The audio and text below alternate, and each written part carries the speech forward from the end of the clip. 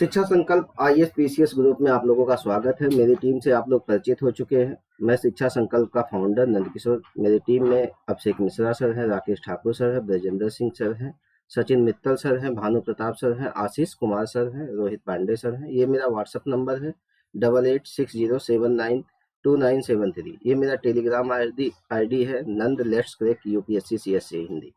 अब हम जो है आगे बढ़ेंगे। पुर्तगालियों का आगमन जो है कि हम पढ़ रहे हैं, और पुर्तगालियों के आगमन में हमने देखा पहला गवर्नर कौन है, दूसरा गवर्नर कौन है। आज हम जो है कि तीसरा जो महत्वपूर्ण गवर्नर है उसको हम देखेंगे। यानी जो है कि सबसे पहले हमने ये देखा कि अल्फांसो डी अल्बुकर्क जो है वो वास्तविक संस्थापक है पुर्तगाली साम्राज्य का। लेकिन वहीं पे अगर प्रथम गवर्नर की बात करें तो फ्रांसिस्को डी अल्मीडा है। ठीक है ना, ये ध्यान रखिएगा, फ्रांसिस्को डी अल्मीडा पहला गवर्नर है। और वहीं पे वास्तविक संस्थापक पूछे तो आपको बताना होगा अल्फांसो डी अल्बुकर्क है। ठीक है ना। अब हम आगे बढ़ते हैं। तीसरा जो महत्वपूर्ण गवर्नर है उसका नाम है Nino the Kunhe. Nino the Kunhe Kunhe इसका टाइम पीरियड है 1529 से लेकर 1538। अब आप लोग देख रहे हैं कि ये जो नीनो द कुन्हे है, ये जब आता है उसके पहले जो है लगभग 30 साल हो चुके हैं पुर्तगालियों को आए हुए। और वो यहाँ पे क्या क्या कर चुके हैं, एक तो जो है कुछ बस्तियां यहाँ पे वो अपने बसा चुके हैं। गोवा को उन्होंने जीत लिया है, होरमुज बंदरगाह को जीत लिया है। अब जो है कि आगे जब नीनो द कुन्हे आएगा तो जाहिर सी बात है ये भी अपने साम्राज्य को जो है कि बढ़ाने की कोशिश करेगा। उधर अल्बुकर्क ने क्या किया था, होरमुज बंदरगाह को जीत लिया था, उस पर साथ ही साथ गोवा को जीत लिया है, मलक्का को भी उसने जीत लिया है। यानी उसने अपने साम्राज्य को बढ़ाना शुरू कर दिया है। और अल्बुकर्क ने यहाँ की महिलाओं से शादी करने के लिए पुर्तगालियों को प्रेरित करना शुरू कर दिया है, धर्म परिवर्तन करवाना शुरू कर दिया है। साथ ही साथ मैंने आपको बताया था जो वहाँ की स्थापत्य कला है वो यहाँ की स्थापत्य कला में शामिल करना शुरू कर दिया है। और भी चीजें वो करता है, यहाँ पे चर्च का निर्माण करवाता है, बहुत सी चीजें करता है। अब जब नीनो द कुन्हे आएगा तो ये भी अपने साम्राज्य को बढ़ाने की ही बात करेगा। तो हम जो है नीनो द कुन्हे को पढ़ रहे हैं। 1529 ईस्वी में आता है और ये वो समय है जब भारत में मुगलों का आक्रमण हो चुका है। मुगल आ चुके हैं भारत में। 1526 ईस्वी में पानीपत का प्रथम युद्ध हो चुका है। 1527 में घाघरा का युद्ध हो चुका है, चंदेरी का, और जो 1527 में खानवा का युद्ध हो चुका है। 1528-29 में आप देखते हैं घाघरा और चंदेरी का युद्ध हो जाता है। फिर इसके बाद आप देख रहे हैं कि मुगल जो है सत्ता भारत में आ चुकी है। और उस समय जो है बाबर जो है भारत पे शासन कर रहा है। और यह एक महत्वपूर्ण शक्ति उभर कर सामने आती है, मुगलों की एक महत्वपूर्ण शक्ति जो है उभर के सामने आती है भारत में। तो जाहिर सी बात है जो पुर्तगाली है, क्योंकि एक व्यापारी ही है अभी, और छोटे छोटे जो है कि बस्तियां वो बसा रहे हैं, छोटी छोटी कोठियां बसा रहे हैं, वो क्या करेंगे, एक बड़े साम्राज्य से मिलने की कोशिश करेंगे। और इसी क्रम में जो है कि क्या करता है, जो नीनो द कुन्हे है वो बाबर के दरबार में पहुंचता है। बाबर में आपने एक कहानी सुनी होगी कि उस समय हुमायूं की तबीयत बहुत ज्यादा खराब थी, और जो है कि बाबर ईश्वर से प्रार्थना कर रहा है कि मेरे लड़के को ठीक कर दे, बल्कि उसकी जगह जो है कि मुझे जो है अपने पास बुला ले। और ये वही समय है जब नीनो द कुन्हे क्या करता है, बाबर के दरबार में पहुंचता है। और होता भी वही है कि धीरे धीरे हुमायूं की तबीयत सही होती है, इधर बाबर की तबीयत खराब होती है। और बाबर ने जो अपनी किताब लिखी थी, उस किताब का नाम आप लोगों को मालूम है, तुजुक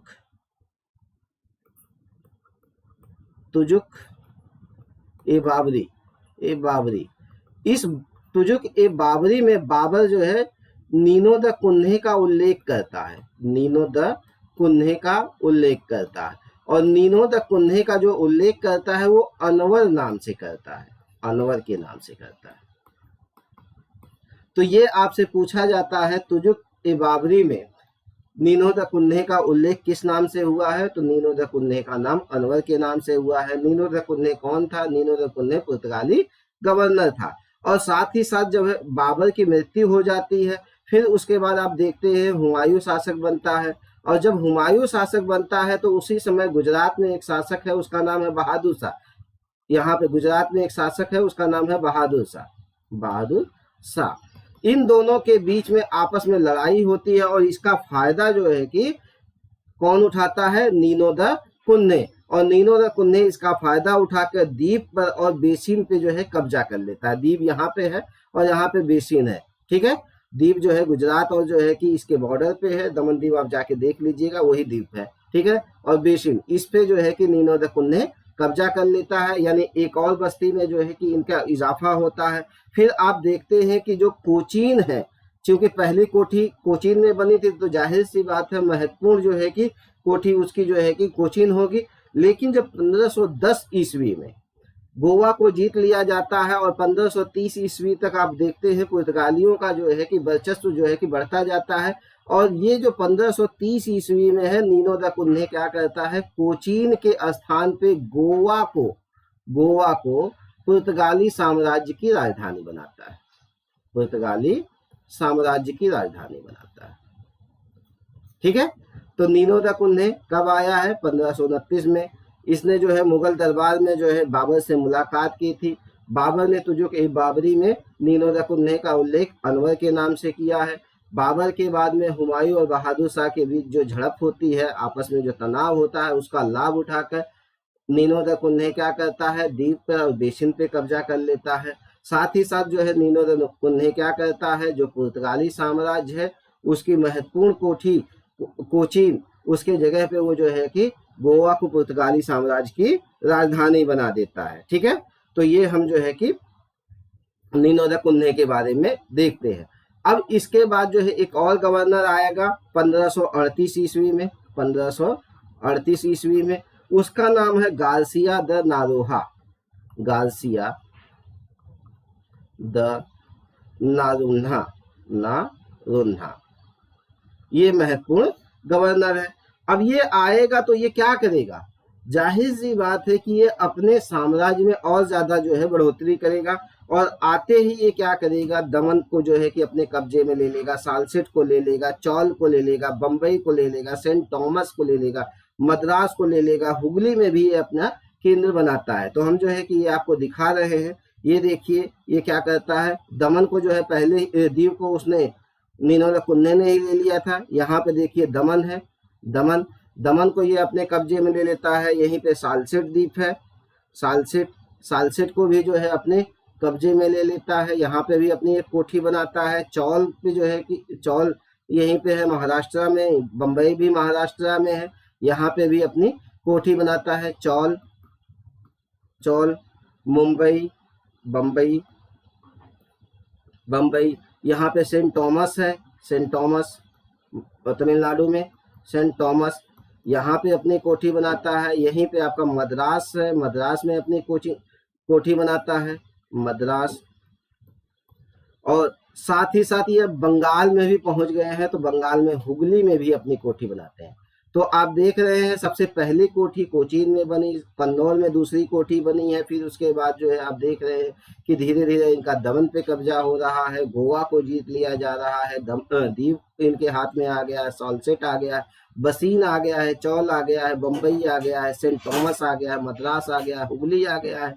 अगर जो है भारत के बाहर कहें तो फारस में जो होर्मुज की खाड़ी है, फारस की खाड़ी में जो होर्मुज बंदरगाह है उस पे कब्जा हो चुका है, मलक्का पे कब्जा हो चुका है, सीलोन पे भी कब्जा हो जाएगा। सीलोन मतलब श्रीलंका पे भी इनका कब्जा हो जाएगा, ठीक है। 1500 आप देख रहे हैं कि 1559 के आसपास जो है कि आधे सीलोन पे जो है इनका कब्जा हो चुका होता है, ठीक है। आगे हम बढ़ते हैं। अब देखिए ये हिंद महासागर है, ये अरब सागर है, ये बंगाल की खाड़ी है, इधर जो है आपका इंडोनेशियाई द्वीप है, जावा, सुमात्रा, ठीक है ना, मलक्का, ये सब जो है द्वीप है। तो ये क्या करेंगे कि यहाँ पे हिंद महासागर पे इनका जो है कि धीरे धीरे वर्चस्व बढ़ना शुरू हो जाता है। और जब इनका जो है वर्चस्व जो है कि वहां पे बढ़ना शुरू हो जाता है, और ये जब यहाँ पे वर्चस्व बढ़ेगा तो जाहिर सी बात है कि जो यूरोपीय कंपनियां हैं, अगर जो है कि वो दक्षिण पूर्व एशिया के साथ व्यापार करेंगे तो वो क्या है, उनके लिए भी जो है बाधा उत्पन्न करेंगे। साथ ही साथ जो है कि अगर भारत का कोई व्यापारी है तो उसको भी जो है कि दिक्कतें पैदा होंगी। अरब के जो व्यापारी हैं उनके साथ भी जो है दिक्कतें पैदा होंगी। क्यों? क्योंकि अब जो है कि पानी पे किसका अधिकार है, उस समय पानी पे अधिकार पुर्तगालियों का था। तो मैं जो है थोड़ा सा लिखा देता हूं आपको ये देखिएगा आपका मालाबार तट है, ये ध्यान रखिएगा, यहाँ पे इनका जो है महत्वपूर्ण केंद्र बनता है पुर्तगालियों का। और आज भी आप चले जाइए, मालाबार का जो तट है वहां पे ईसाई वर्चस्व बहुत ज्यादा है। जैसे आप जो है कि केरल का जो हिस्सा है, कर्नाटक का जो हिस्सा है, गोवा आप देखते हैं पूरी तरह से ईसाईकरण में जो है रंगा हुआ है। ठीक है, तो ये सब चीजें हैं। और सूरत पे भी इनकी कोठी बन चुकी है, सूरत में भी इनकी कोठी बनी है, सूरत में। ठीक है, अब हम जो है कि आगे बढ़ेंगे और देखेंगे कि अब आ तो चुके हैं पुर्तगाली भारत में, लेकिन वही है, अगर सही रणनीति नहीं रहती है, सही रणनीति न रहने के कारण क्या होगा कि इनका भी पतन होगा। किसका? पुर्तगालियों का भी। तो उसको भी देखेंगे कि किस किस तरह से उनका पतन हुआ है। लेकिन उसको देखने से पहले हम जो है कि इन्होंने एक सिस्टम अपनाया था, कार्ट्ज आर्मेडा काफिला प्रणाली। कार्ट्ज आर्मेडा काफिला प्रणाली। बहुत ही इंपॉर्टेंट है, इसको देख लीजिएगा। कार्ट्स का मतलब होता है परमिट। आर्मेडा इनका एक जहाज था जो उस पानी में खड़ा रहता था। काफिला ये जो है कि काफिले में जो है कि छोटे छोटे जहाजों की रक्षा करते थे। होता क्या था कि अगर आप अरब सागर से हिंद महासागर से अगर आप व्यापार कर रहे हो तो चूंकि उस समय इस वाले क्षेत्र पे इनका जो है व्यापारिक एकाधिकार था, तो जो भी अगर आप व्यापार कर रहे हो तो इनसे कार्ड्स यानी परमिट लेना पड़ता था। किससे? पुर्तगालियों से। अगर आप इनसे परमिट नहीं ले रहे हो तो अरब सागर से हिंद महासागर से होकर आप व्यापार नहीं कर सकते हो, पहले चीज। और परमिट ले रहे हो तो ये जो आर्मेडा प्रणाली है, आर्मेडा जो जहाज है, इनका नौसैनिक जहाज है, ये तभी जो है आपको आगे बढ़ने देगा। और साथ ही साथ अगर आप जो है टैक्स दोगे तभी ये जो है आपकी रक्षा करेंगे समुद्री लुटेरों से। ये जो काफिलों के रूप में आपको जो है कि छोटे छोटे जहाजों की रक्षा करते थे, इसी को कार्ज आर्मेडा प्रणाली कहा जाता था। और सबसे बड़ी बात ये थी कि ये जो प्रणाली थी, इसमें किसी को भी जो भारतीय व्यापारी और जो अरब के व्यापारी हैं, यूरोप के व्यापारी नहीं, अरब के व्यापारी, इनको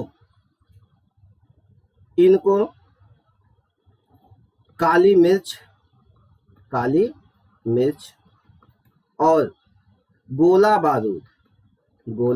बारूद इसका व्यापार करने की अनुमति नहीं थी। यानी पानी वाले हिस्से से ना तो कोई भारतीय व्यापारी, ना ही जो है अरब का व्यापारी काली मिर्च और गोला बारूद का व्यापार कर सकता था। यहाँ तक कि ये इसकी परमिट भी नहीं देते थे, यानी इसका कार्ड भी नहीं देते थे। दूसरी चीजों का व्यापार करना है तभी आपको परमिट मिलेगा, तभी जो है कि आर्मेडा जो नौसैनिक जहाज है वो आपको आगे बढ़ने देगा। और आप जो है टैक्स दोगे तभी जो है ये आपको जो है समुद्र में रक्षा करेंगे, नहीं तो नहीं रक्षा करेंगे समुद्री लुटेरों से।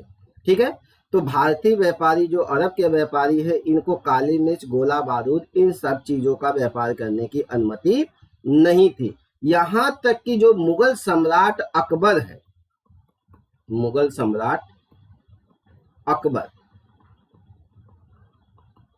यह भी इनसे जो है परमिट लेकर ही जो है कि अपनी चीजों को आगे भेज सकता था, व्यापार करवा सकता था। यानी परमिट के बिना जो है मुगल सम्राट भी जो है कि हिंद महासागर और अरब सागर में व्यापार नहीं कर सकता था, ये ध्यान रखिएगा आप लोग। तो ये इनका कार्ज आर्मेडा प्रणाली था। ये अपने आप को सागर का स्वामी कहते थे, पुर्तगाली अपने आप को सागर का स्वामी कहते थे, सागर का स्वामी। ठीक है, क्या कहते थे? सागर का स्वामी कहते थे। ठीक ना? तो अब इससे क्या होगा कि एक, अगर आप परमिट लेते हैं तो आपकी चीजों को जो है कि आप व्यापार कर सकते हो। दूसरा, समुद्री लुटेरों से आपकी जो है रक्षा होगी। तीसरा, आप जो है कि काली मिर्च और बारूद का व्यापार नहीं कर सकते हैं। यही है आपकी कार्ज आर्मेडा प्रणाली। ठीक है, ये हो गए आपके पुर्तगाली। अब देखो, कोई भी चीजें जब अपने चरम तक पहुंचती हैं, उसके बाद जाहिर सी बात है उसका पतन भी होना है। तो पुर्तगाली भी चूंकि जो है कि उनकी चीजें अब लगभग चरम पे पहुंच चुकी थी, अव्यवस्था जो है कि फैल रही थी उनके साम्राज्य में, तो जाहिर सी बात है इसका प्रभाव इनके जो है कि अन्य क्षेत्रों पर भी पड़ेगा। तो पुर्तगालियों का जो है भारत में पतन भी हो जाता है। पुर्तगालियों का पतन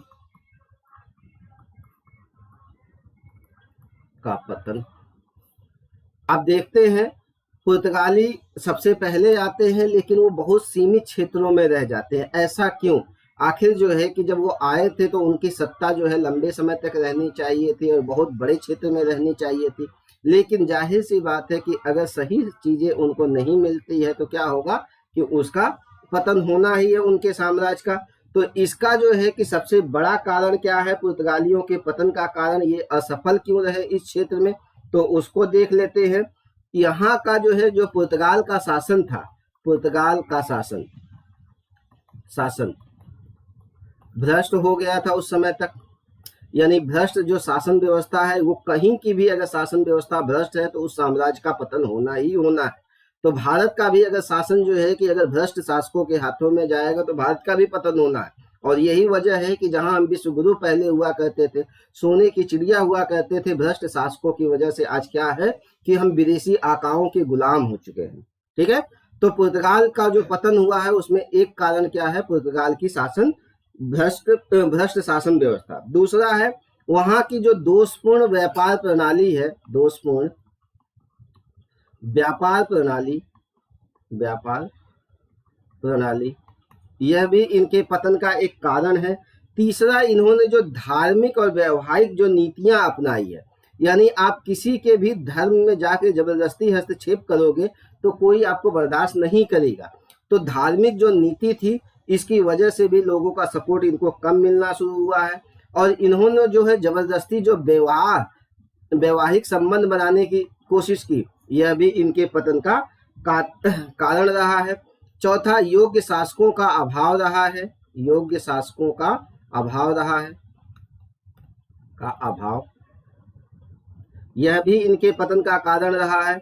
पांचवा, क्योंकि ये देश बहुत छोटा सा है, इसलिए यहाँ पे साधन भी सीमित होंगे, यानी सीमित साधन भी इसके पतन का एक कारण बना है। और फिर सबसे महत्वपूर्ण कारण क्या है कि ये जो स्पेन के बगल में है पुर्तगाल, 1580 ईस्वी में पुर्तगाल का विलय जो है कि स्पेन में हो जाता है। यानी अब जो है कि पुर्तगाल की सारी व्यवस्था कौन देखेगा, स्पेन। तो जाहिर सी बात है जब स्पेन देखेगा तो ये अपनी जो है मन की चीजें नहीं कर पाएगा पुर्तगाल, और जो है कि इसके पतन का एक कारण यह भी बनेगा। यानी पुर्तगाल का स्पेन में विलय, यह भी जो है इनके पतन का कारण है। यानी पुर्तगालियों का पतन क्यों होता है, एक तो जो है पुर्तगाल का जो है कि शासन व्यवस्था जो है कि भ्रष्ट शासक है, यहाँ पे दोषपूर्ण व्यापार प्रणाली है दूसरा, फिर धार्मिक और वैवाहिक जो इनकी नीति है यह भी इनके पतन का एक कारण बनती है। और फिर योग्य शासकों का अभाव है, सीमित साधनों का अभाव है। पुर्तगाल का जो स्पेन में विलय हो गया, ये सब जो है कि क्या हुआ है, इसके पतन का कारण है। फिर आप जो है एक कारण और देखते हैं, मुगल जो साम्राज्य है उसका विस्तार हो जाता है। मुगल साम्राज्य का विस्तार और मुगल साम्राज्य का विस्तार होगा तो जाहिर सी बात है कि जो चीजें जो है कि पुर्तगालियों के हाथ में है, उनकी सत्ता जो है कि कमजोर होगी। फिर आप देख रहे हैं कि उसी समय मराठों का भी उदय होना शुरू हो जाता है, मराठों का उदय। छोटी छोटी और जो भारतीय शक्तियां हैं उनका भी सहयोग नहीं मिलेगा, भारतीय भी विरोध करेंगे, क्योंकि भारत के साम्राज्य में यह आकर जो है कि अपने साम्राज्य को बसाने की कोशिश कर रहे हैं। तो यहाँ की जो शक्तियां हैं वो भी आगे बढ़ने नहीं देगी। और एक और महत्वपूर्ण कारण है इनके पतन का कि डच भी अब भारत में आ चुके हैं, डचों का आगमन। भारत और जो है दक्षिण पूर्व एशिया में डच भी आ चुके हैं। और डच क्या है कि एक शक्तिशाली प्रतिद्वंदी है, और वो भी यूरोप के हैं। और इनके पास गोला बारूद बंदूकें हैं आधुनिक, तो डचों के पास भी होगी। यानी समुद्र पे जो है कि अब डच भी धीरे धीरे अपना प्रभाव बनाएंगे। तो ये सब जो है कि कारण रहे हैं भारत में पुर्तगालियों के पतन के। पुर्तगाल की शासन भ्रष्ट व्यवस्था, पुर्तगाल की भ्रष्ट शासन व्यवस्था, दोषपूर्ण व्यापार प्रणाली, धार्मिक और वैवाहिक नीति, योग्य शासकों का अभाव है, सीमित संसाधन है पुर्तगाल के पास, पुर्तगालियों का स्पेन में विलय हो जाता है पुर्तगाल का, मुगल साम्राज्य का विस्तार होता है, मराठों का उदय हो जाता है, और जो भारत के जो छोटे छोटे राजा हैं वह भी जो है पुर्तगालियों का विरोध कर रहे हैं, डचों का आगमन है। ये सारी चीजें जो है कि पुर्तगालियों की पतन के कारण है। अब हम जो है कि अगला देखेंगे कि आखिर जो पुर्तगाली भारत में आए हैं, यूरोप के रहने वाले हैं, जाहिर सी बात है वहाँ की जो है कि चीजें हमसे कुछ अलग होंगी, तो उसका हमारे ऊपर असर भी पड़ेगा, कुछ ना कुछ वो प्रभाव छोड़ के जाएंगे। तो प्रभाव जो है कि पॉजिटिव भी होता है, नेगेटिव भी होता है। तो उसको हम देखते हैं कि क्या क्या जो है कि प्रभाव पड़ा है। तो पुर्तगालियों के आगमन का प्रभाव, पुर्तगालियों का प्रभाव, तो क्या क्या प्रभाव पड़ा है तो आप जानते हैं। पहला प्रभाव तो जो एशिया है, इसमें भारत और जो दक्षिण पूर्व एशिया है, भारत और दक्षिण पूर्व एशिया, इसके संसाधनों का अगर सबसे पहले किसी यूरोपीय शक्ति ने दोहन किया है तो वो कौन है? पुर्तगाल। फिर आप देखते हैं जो भारत और जापान है, भारत और जापान, इनके बीच जो है समुद्री व्यापार सबसे पहले जो है पुर्तगालियों के आगमन से ही शुरू हुआ है। पुर्तगालियों के आगमन से भारत और जापान का व्यापार।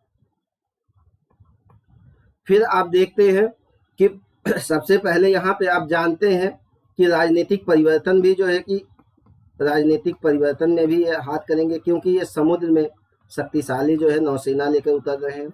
यानी समुद्र भी अब जो है राजनीतिक गतिविधियों का केंद्र हो सकता है। पहले जो है कि भारत में किसने बताया? पुर्तगालियों ने बताया। साथ ही साथ आप देख रहे हैं कि ये जो है कि मुसलमानों और जो अरब व्यापारी हैं उनको तंग कर रहे हैं। मुसलमानों एवं अरब व्यापारियों, यानी इनका प्रभाव जो है कि कम करेंगे मुसलमानों और अरब व्यापारियों का। तुर्क व्यापारियों का भी प्रभाव कम करेंगे। और क्या है? धर्म परिवर्तन ये करा रहे हैं, धर्म परिवर्तन, यानी ईसाई धर्म का प्रचार हो रहा है, ईसाई धर्म का प्रचार ये करेंगे, ईसाई धर्म का प्रचार। फिर आप देख रहे हैं जो प्रिंटिंग प्रेस आपका लगा है, प्रिंटिंग प्रेस भारत में, वो पुर्तगालियों की ही देन है। प्रिंटिंग प्रेस सबसे पहले इन्होंने यहाँ पे भारत में ईसाई न्यायालय भी बनाए हैं, यानी धार्मिक न्यायालय, ईसाई न्यायालय, धार्मिक न्यायालय की स्थापना भी इन्होंने जो है कहाँ पे की है? भारत में। और ये जो धार्मिक न्यायालय बना था, जाहिर सी बात है जो ईसाई विरोधी जो है बात करेगा उसको जो है दंड दिया जाएगा। तो ये पुर्तगालियों के आगमन का प्रभाव है। और साथ ही साथ आप देखते हैं कि कुछ फसलें जो भारत में नहीं उगती थी, फसलें भारत में नहीं उगती थी, ये विभिन्न देशों से भारत में लाए हैं। जैसे आप जानते हैं मध्य अमेरिका, नाम सुना होगा, मध्य अमेरिका, यहां से ये तंबाकू,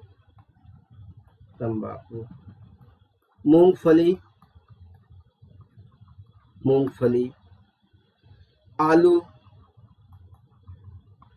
मक्का, पपीता,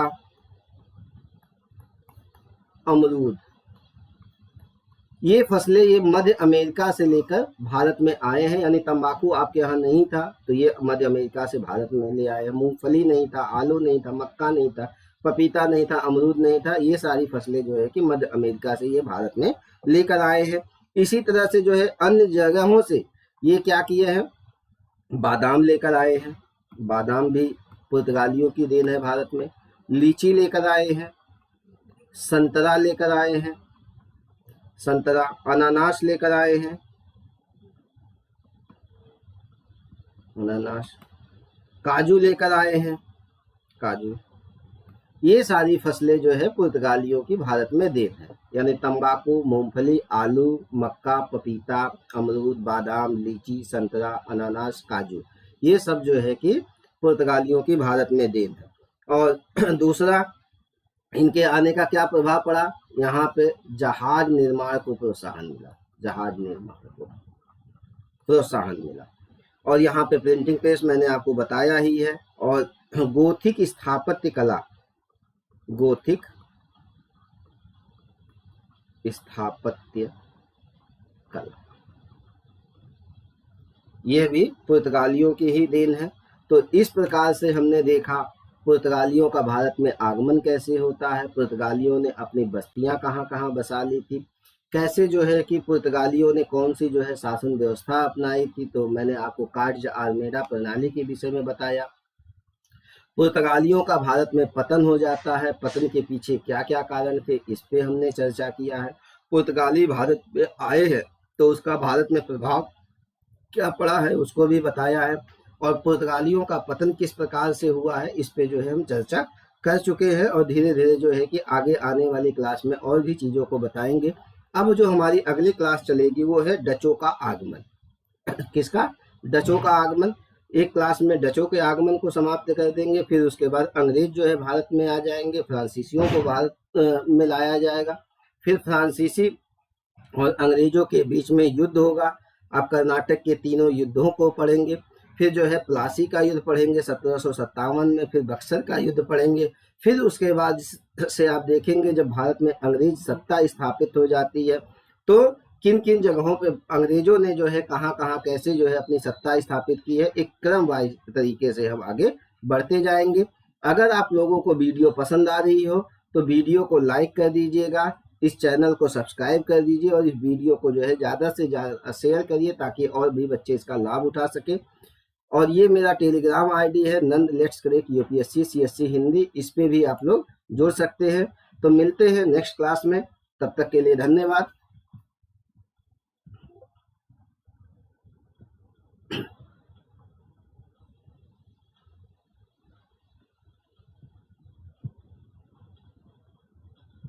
डायरेक्ट लाइव नहीं जा रहे।